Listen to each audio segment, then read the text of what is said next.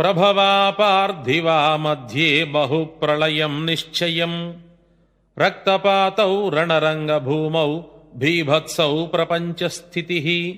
అనగా ప్రభవనామ సంవత్సరంలో ఒకసారి, పార్థివనామ సంవత్సరంలో రెండవసారి, ఈ రెండింటి మధ్యన మూడవసారి ప్రపంచ యుద్ధములు సంభవించును.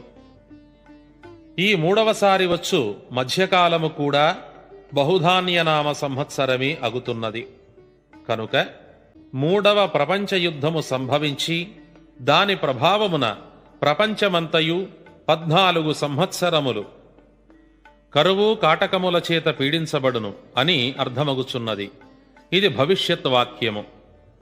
కడప వద్దనున్న కమలాపురాన కప్ప కోడికూత కూసేను.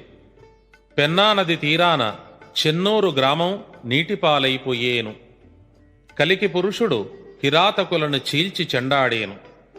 గర్వమదాంధులు భవిష్యత్ కాలజ్ఞానము నమ్మక బూటకమని పలికి నశించేరు.